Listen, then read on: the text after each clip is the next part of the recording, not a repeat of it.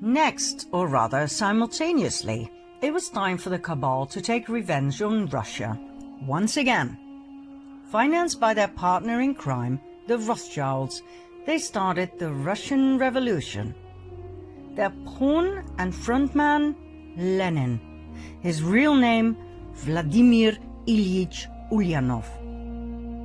Every historian will agree on the fact that Lenin was heavily influenced by Karl Marx, the founder of communism. But Marx wasn't Russian, he was German. Lenin was Russian, but as he spent many years in exile in Finland, Switzerland, England and Germany, he had become almost a stranger to Russia at the time the first part of the Russian Revolution broke out in February 1917. He was completely westernized. Marx had inspired him massively with his 1848 pamphlet, The Communist Manifesto. Lenin wasn't just inspired by Marxist communism, but also by his Jesuit background. Marx was trained in Germany at a Jesuit school, and after that he was tutored by Jesuits in the British Museum on the tenets of communism, as confirmed by ex-Jesuit priest Alberto Rivera. Another source of Marx being a Jesuit coadjutor, an assistant bishop, is Otto von Bismarck, who wrote in the North German Gazette that Marx was under control of the Jesuit priest Peter Becks, then Superior General of the Society of Jesus. And there was more Jesuit influence on Lenin. His right-hand man, Felix Dzerzhinsky, who was the head of the Soviet secret police, was a great admirer of the Jesuits. Furthermore, Lenin formally readmitted the Jesuits into Russia in 1922, which is rather strange, as religion was prohibited at that time within communism. But then again, was it strange? The origin of communism lies in the Jesuit ideology, as confirmed by many historians. The Jesuits in the 17th and 18th centuries perfected the first system of communist governance in their reductions in Paraguay. In the New Advent Catholic Encyclopedia, it reads on the conditions of property. The economic basis was a sort of communism. The land and all that stood upon it was the property of the community. The land was apportioned among the caciques, who allotted it to the families under them. Agricultural instruments and cattle were loaned from the common supply. No one was permitted to sell his plot of land or his house. Very communist indeed. We will see later on in this documentary that even the term social justice was invented by the Jesuits. The first man to name it and write about it was the Jesuit Luigi Tabarelli d'Azeglio. Lenin was a Jesuit puppet who was pushed forward by the cabal to destabilize and destroy the country. He hated Russia and the Russians. Some of his most famous quotes are, "I spit on Russia. While the state exists, there can be no freedom. When there is freedom, there will be no state." And, "May 90% of the Russians die and let the other 10% live under communism." The Russian Revolution was a Jesuit attack on the country. Their motive? Revenge. Their pawn? Lenin. Their tool? The Bolshevists. They were the equivalent of the Jacobins during the French Revolution. Millions of people died in Russia between 1917 and 1923, the year in which the Russian Revolution ended with the Bolshevist founding of the Soviet Union.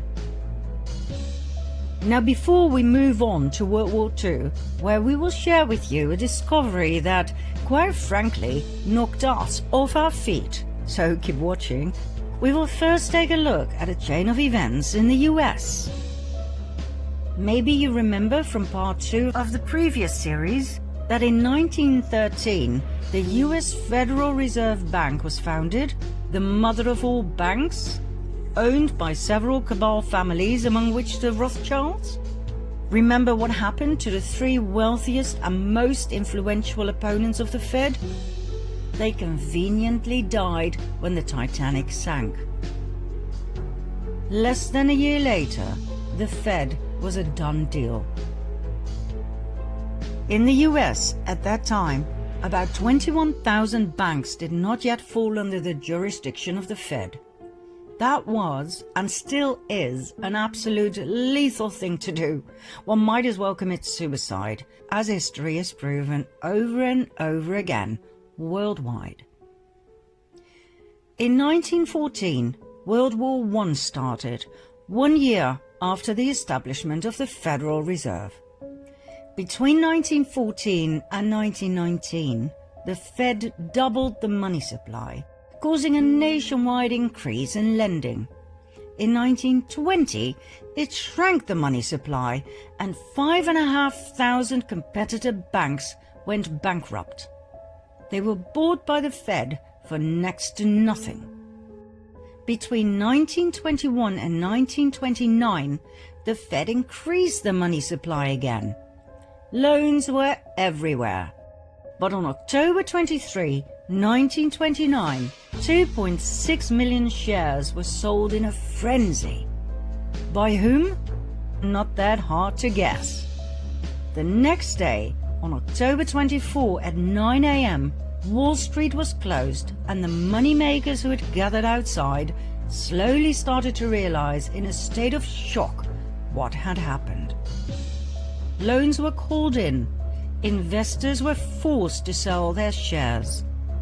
This event became known in history as the Wall Street crash.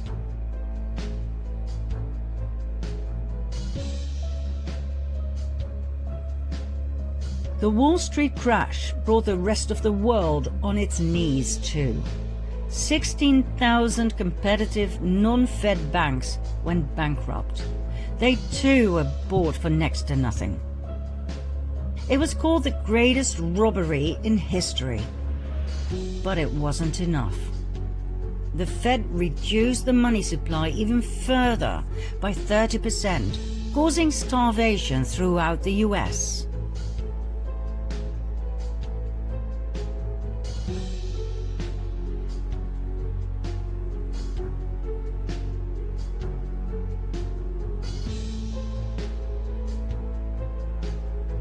The Rothschilds had done what they had successfully been doing since the French Revolution, manipulating the stock market at the expense of the people to further increase their wealth and power. Congressman McFadden was so horrified he began impeachment proceedings against the bankers who owned the Federal Reserve. Like I said, he might as well have committed suicide straight away. He was poisoned at a banquet, and the impeachment was abandoned. One simply does not get in the way of the Khazarian cabal. 4 years after the Wall Street crash in 1933, on the pretext of getting out of the Depression, the banks persuaded the government to carry out a national gold seizure on penalty of imprisonment for 10 years. That's right. Under pressure of the Fed, President Roosevelt signed Executive Order 6102 to make the impoverished American people give up their gold. They had nothing left. With the gold standard gone, the cabal had no more limitations on how they could manipulate the money supply. This meant absolute dominance. On top of everything else, income tax was created in 1913 to cover the huge amounts of money the government was paying the Federal Reserve. Like we said in part 2 of the previous series, income tax is illegal. We were just never told. One of the dire consequences of the Wall Street crash was that the Fed called in all international loans. The country that was the worst affected was Germany. After World War I, the country had to pay reparations to the victims, for which it desperately needed the loans, as well as for rebuilding the country and the economy. When the Fed called in their loans, the German economy collapsed. The country dived into a deep depression. That same winter, about 2 million people were unemployed. Less than 3 years later, that number had tripled, meaning a staggering unemployment rate of 40%. The government's expenses to support these people went through the roof. The Chancellor cancelled unemployment support in a desperate move, which made things even worse. More chancellors came and went. Nobody knew what to do with this mess.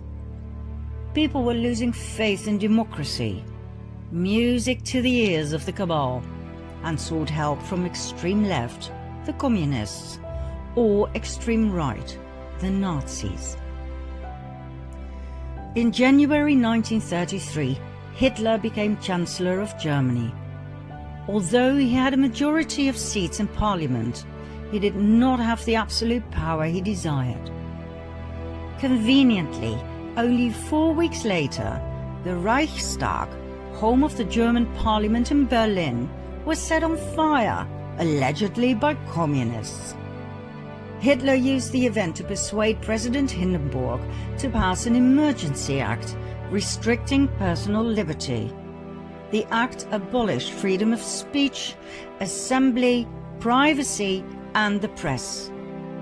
It abolished the right to own property and the right to trial before imprisonment. It legalized phone tapping and interception of correspondence. The decree was used as the legal basis for the imprisonment of anyone considered to be opponents of the Nazis. People could be imprisoned for any or no reason. That night, around 4,000 people were arrested, imprisoned and tortured by the SA. Hitler was now able to imprison communist leaders, so his main opponent during the elections, the Communist Party, fell apart.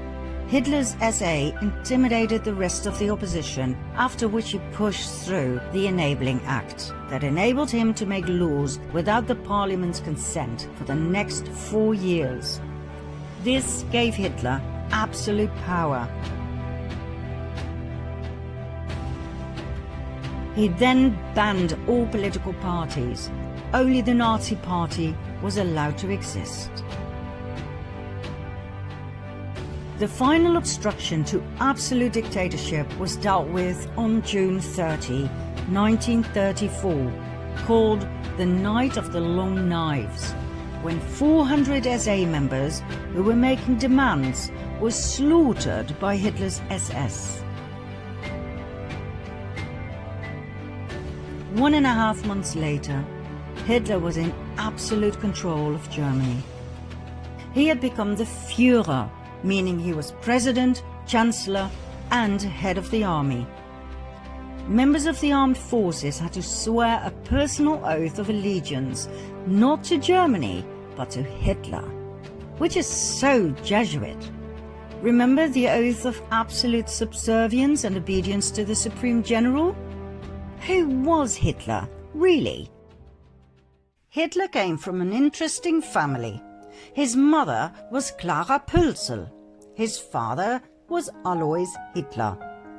Alois's mother is where things get really interesting. Her name was Maria Anna Schiggelgruber. She was a simple peasant girl from a village called Stronens near Dollersheim. At the age of 42, still being single, she gave birth to Alois. At the time she conceived, September 1846, Maria lived in Vienna, where she worked as a servant for none other than Anselm Salomon von Rothschild. As soon as the family discovered her pregnancy, she was sent back home, where Alois was born. Maria refused to tell who the father was. It must have been someone with power, for she kept it a secret for the rest of her life and the father did not feel the need to marry her. When Alois was 5 years of age, Maria married Johann Georg Hitler. Even though many researchers believe he must have been Alois's biological father, he never acknowledged the boy as his own. It wasn't until Alois was 40 years old when he suddenly changed his surname from Schicklgruber to Hitler. Why wait so long if he was truly Hitler's son? That doesn't make sense at all. Alois married Clara Pölzl. It was his third marriage. They had 6 children, 4 of which died at a very young age. The only 2 surviving children were Adolf and his sister Paula. Nobody knows for sure who the biological father of Alois Hitler was. Several names have come forward: Leopold Frankenberger, Johann Nepomuk Hitler, Johann Georg Hitler's brother. But we found no real evidence for any of the above. They all seem to have been used as a decoy to take our attention away from Anselm Salomon von Rothschild. So, why do we believe it was Rothschild who impregnated Maria? Because of several indicators. First of all, 9 months before Alois's birth takes us to September 1836. According to the Rothschild archives in London, Maria worked as a maid for Anselm Salomon von Rothschild.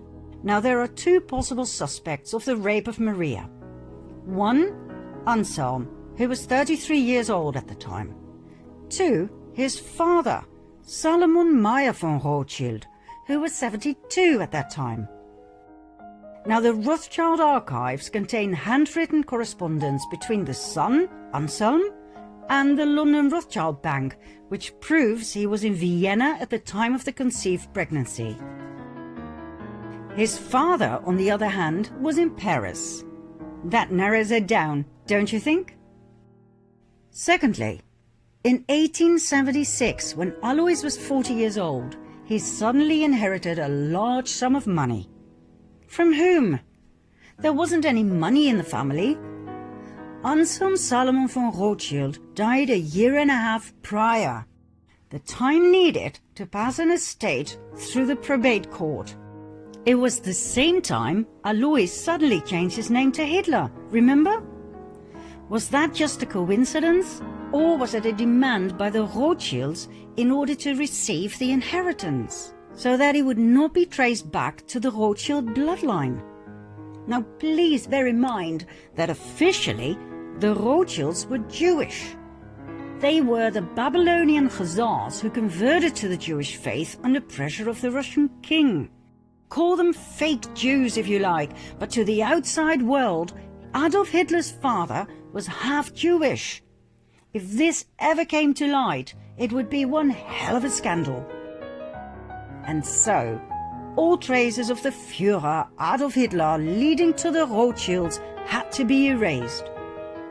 In 1921, the Munich Post intercepted a pamphlet that circulated among the early members of Hitler's Nazi party, the NSDAP. The pamphlet's title was Adolf Hitler, Traitor. It dealt with the alleged Jewish blood in Hitler's veins.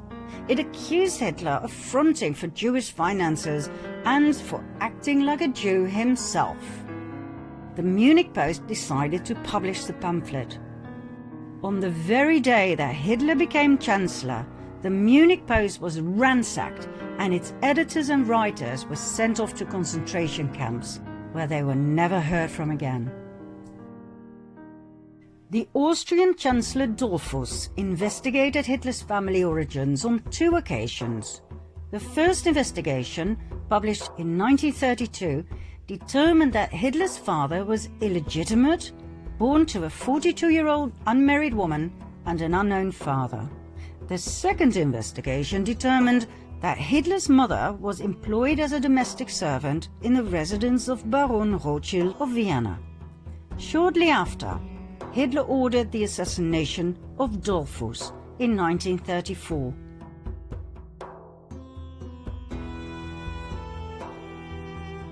Adolf Hitler once told his nephew, William Patrick Hitler, These people must not know who I am. You must not know where I come from and which family I'm from. In an effort to erase any evidence that would lead Hitler back to the Rothschilds, not only were people murdered, but the entire village of Dollersheim, where Hitler's grandmother had come from, was completely destroyed on Hitler's orders. Adolf Hitler, the Führer, did not come out of nowhere. We believe he was a Rothschild, maybe an illegitimate one, but still. We saw in the previous series, in part 5, how the illegitimate James Alefantis Rothschild was pushed forward by the family to play a very important part in the US elite and their Pizzagate. Well, Adolf Hitler too was pushed forward the same way to influence the outcome of yet another cabal war. Hitler was a great admirer of the founder of the Jesuits, Ignatius of Loyola. He said, "I learned much from the order of the Jesuits. Until now, there has never been anything more grandiose on the earth than the hierarchical organization of the Catholic Church. I transferred much of this organization into my own party." Hitler called Heinrich Himmler, the inventor and organizer of the Holocaust, the Reichsführer of the SS, and compared him to Ignatius of Loyola.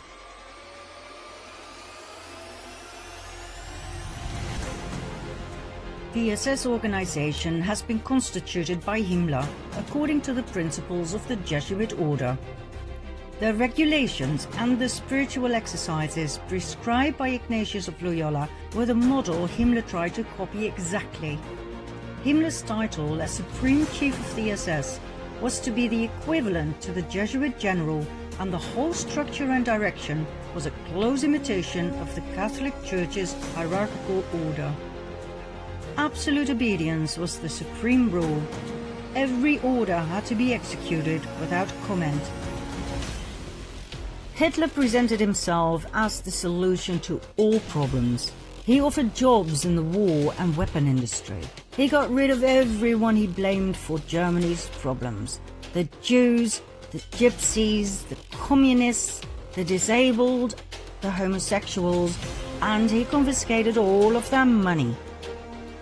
Hitler was supported by a highly efficient propaganda machine led by SSer Joseph Goebbels, who brainwashed the German people into believing that Hitler was some sort of a messiah and that the Jews were the cause of all evil.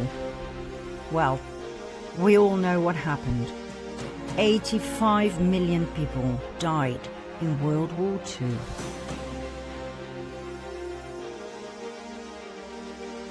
But the cabal wasn't done just yet. As you might know, in the aftermath of World War II, hundreds of thousands of Jews emigrated to the promised land of Israel. But did you know that this migration had already been planned by the cabal in 1917?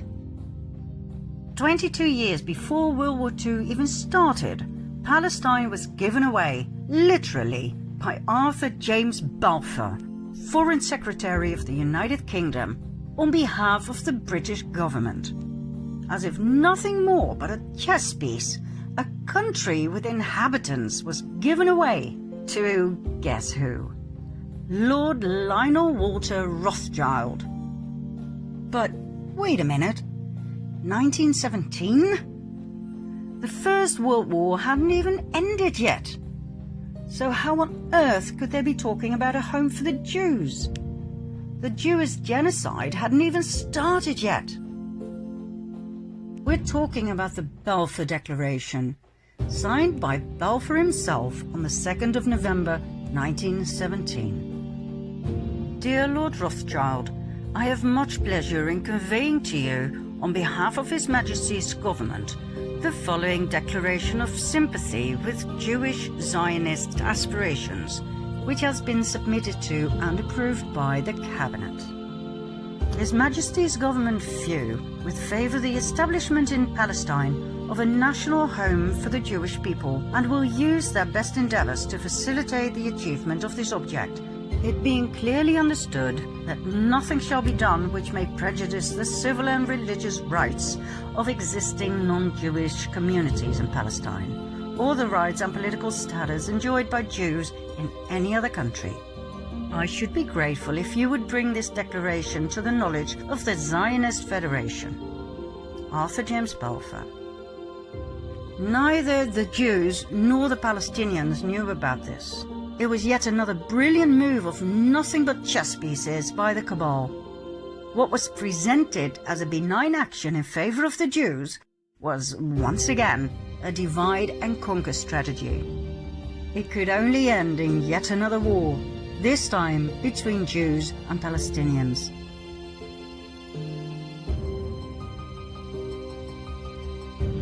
The Jewish people were willingly and knowingly murdered 22 years after the Balfour Declaration was signed.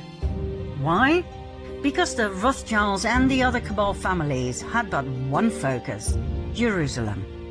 It's not by chance that so many family members have Solomon in their name. The Temple of Solomon, Temple Mount, and therefore the land of Israel was their main priority.